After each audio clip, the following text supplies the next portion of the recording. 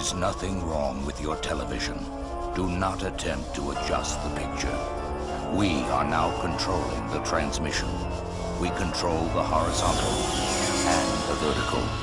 We can deluge you with 1,000 channels or expand one single image to crystal clarity and beyond. We can shape your vision to anything our imagination can conceive. We will control all that you see and hear.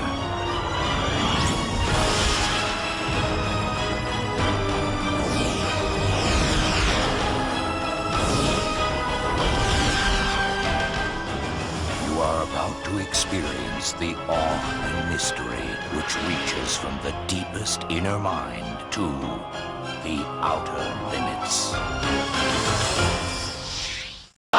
But seriously, even if I disregard the Uncle Carl factor, at best I have 60 years left. How long, huh? 60 only takes me to here. I need to get to here. What's there? The earliest estimate of the singularity, when man will be able to transfer his consciousness into machines and achieve immortality. So you're upset about missing out on becoming some sort of freakish, self-aware robot? By this much. IBM has managed to implement a system of 500 artificial neurons with phase change technology. They want to simulate the performance of organic brains in a way that never before had gotten. For years, scientists have tried to imitate the versatile computing capabilities of neurons. Today, it seems that is the only way to take a step beyond artificial intelligence projects that are underway and that promise to change the world.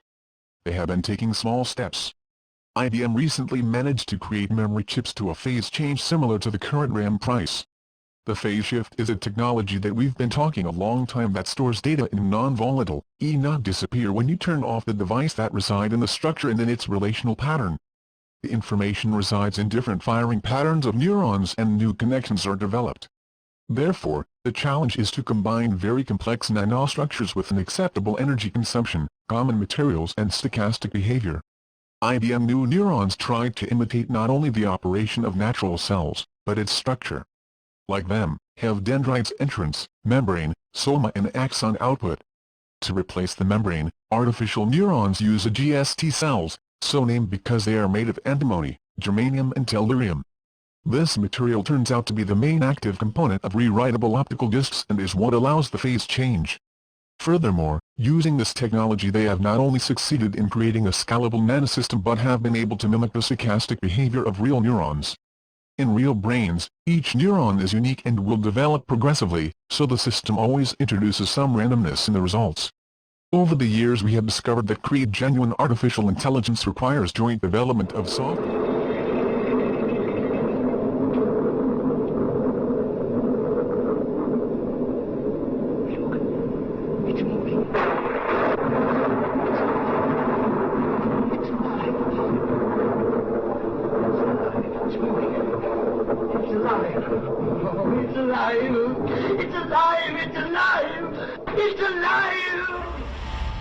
You're about to witness a quantum connection with the human mind. Be a part of the next evolution in motion pictures and experience Mind Gamers, being hailed as the first ever action film for the mind. Spark it up. This exclusive live event includes the cast and filmmakers joining today's top scientists as they reveal a new dimension in human consciousness. Single unified field connecting everything. Then during the film, 1,000 audience minds from coast to coast will be connected in a groundbreaking experiment. After Mind Gamers, witness live the first images ever captured of a mass mind collective. This is wrong. I'm all kinds of wrong. Don't just see a movie, be a part of scientific and cinematic history. Mind Gamers.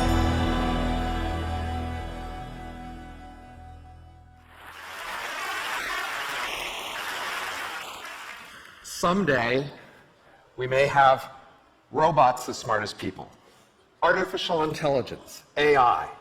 How could that happen? One route is that we'll just keep accumulating better software like we've been doing for 70 years. at past rates of progress that may take centuries. Some say it'll happen a lot faster as we discover grand new powerful theories of intelligence. I'm skeptical.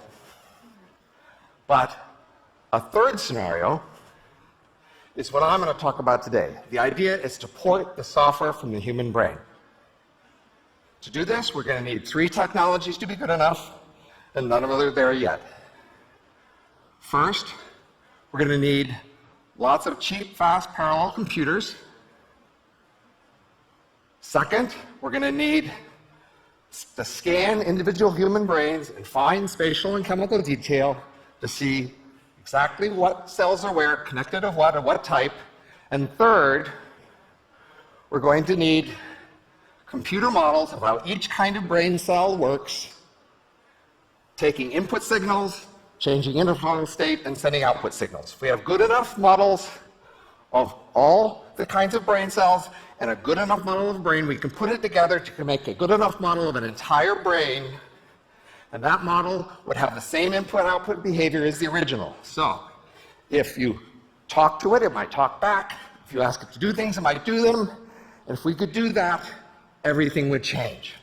People have been talking about this idea for decades under the name of uploads. I'm going to call them M's. When they talk about it, they say, is this even possible? If you made one, would it be conscious or is it just an empty machine? If you made one of me, is that me or someone else? These are all fascinating questions that I'm going to ignore. Because I see a neglected question. What would actually happen? I became obsessed with this question. I spent 4 years trying to analyze, using standard academic tools to guess what would happen. And I'm here to tell you what I found. But be warned, I'm not offering inspiration, I'm offering analysis. I see my job as telling you what's most likely to happen if we did the least to avoid it.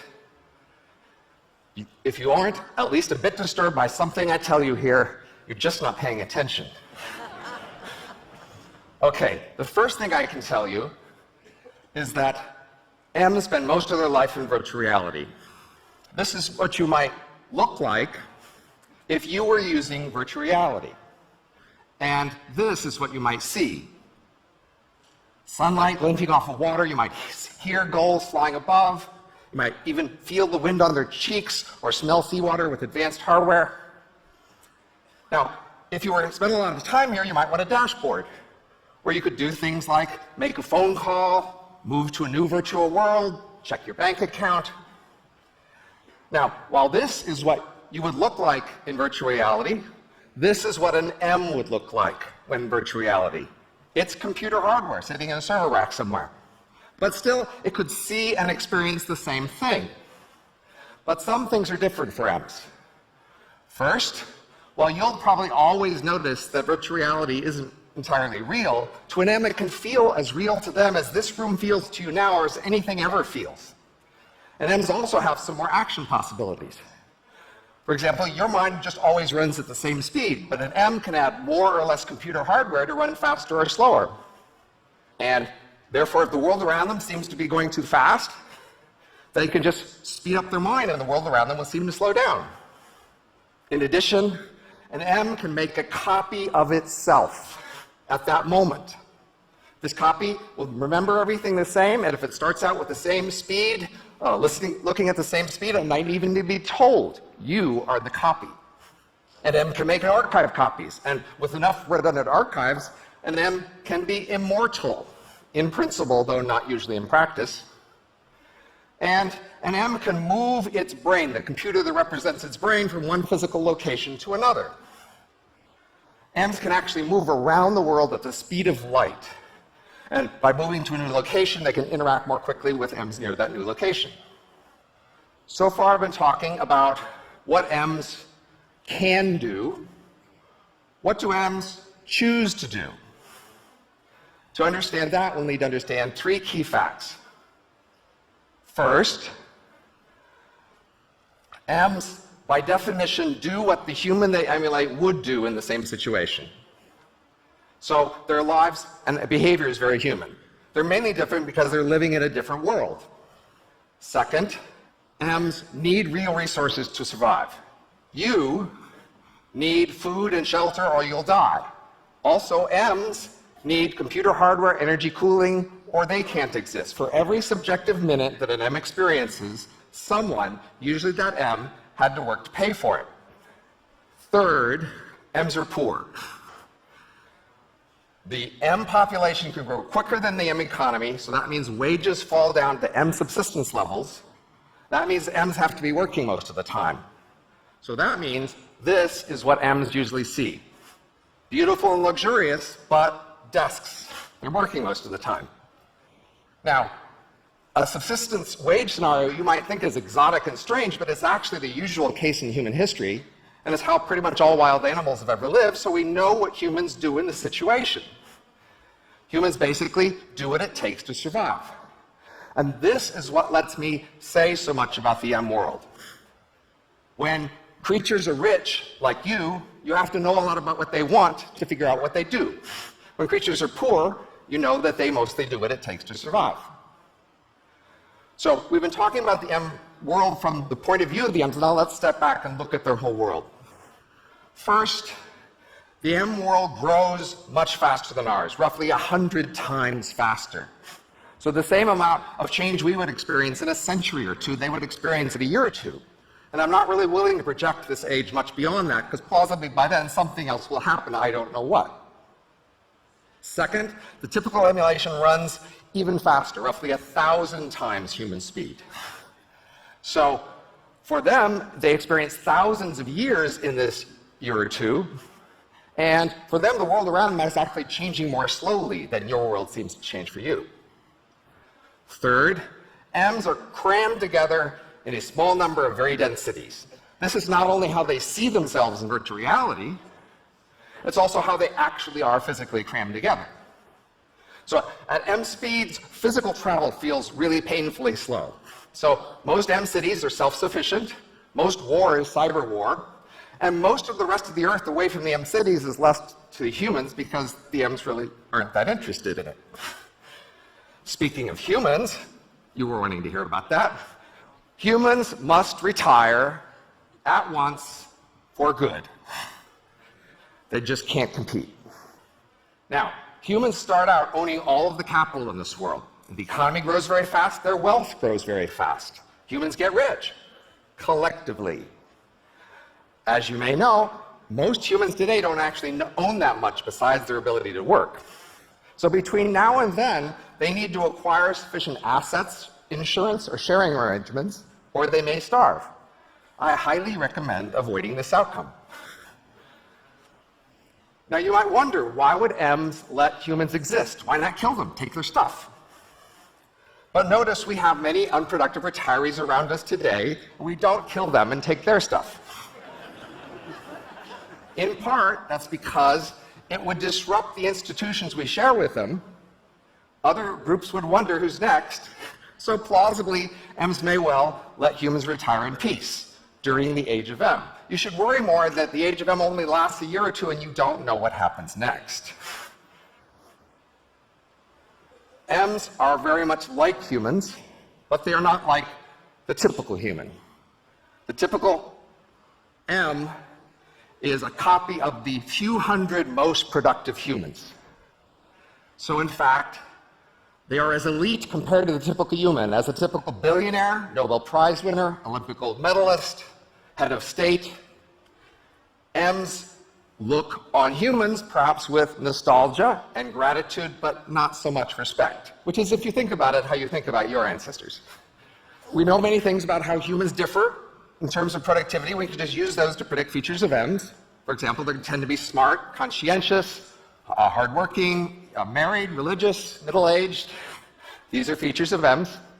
M world also contains enormous variety.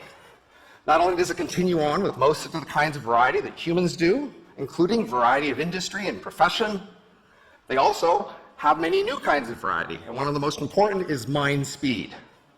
M's can plausibly go from human speed up to 1,000,000 times faster than human speed, and down to 1 billion times slower than human speed. Faster M's tend to have markers of high status. They embody more wealth, they win arguments, they sit at premium locations. Slower M's are mostly retirees, and they are like the ghosts of our literature. If you recall, ghosts are all around us. You can interact with them if you pay the price, but they don't know much, they can't influence much, and they're obsessed with the past, so what's the point? M's also have more variety in the structure of their lives. This is your life. You start and you end. Really simple. This is the life of an M who every day splits off some short-term copies to do short-term tasks and then end. This M, we'll talk more about those short-term task versions in a moment, but they are much more efficient because they don't have to rest for the next day. This M is more opportunistic. They make more copies of themselves when there's more demand for that. They don't know which way their future's going. This is an M designer who conceives of a large system and then breaks it recursively into copies who elaborate that, so M's can implement larger, more coherent designs. This is an innovation plumber who remembers that every day for the last 20 years, they only ever worked 2 hours a day. A life of leisure. But what really happened is every day they had 1,000 copies, each of whom did a 2-hour plumbing job, and only one of them went on to the next day. Objectively, they're working well over 99% of the time. Subjectively, they remember a life of leisure. This again is you. You start and you end. This could be you if at the start of a party you took a drug that meant you would not remember that party ever after that day. Some people do this, I'm told. My question for you is, toward the end of the party, will you say to yourself, I'm about to die, this is terrible. That person tomorrow isn't me because they won't remember what I do. You could say that, or you could say, I will go on tomorrow, I just won't remember what I did. This is an M who splits off a short-term copy to do a short-term task and an end. They have the same two attitude possibilities. They can say, I'm a new short-term creature with a short life, I hate this, or they can say, I'm a part of a larger creature who won't remember this part. I predict they'll have that second attitude, not because it's philosophically correct, but because it helps them get along in this world. Today, if the president says we must invade Iraq, and you say, why? And they say, can't tell you a state secret, you're not sure if you can trust them, but for M's, a copy of the president and a copy of you can go inside a safe, and inside the safe they explain all their secret reasons, and then one bit comes out from your copy to yourself telling if you were convinced. So now you can know there is a good reason. I know you guys are all eager to evaluate this world. You're eager to decide if you love it or hate it. But think, your ancestors from thousands of years ago would have loved or hated your world based on the first few things they heard about it, because your world is really just weird. So before judging a strange future world, you should really learn a lot about it. Maybe even read a whole book about it. And then, if you don't like it, work to change it. Thank you.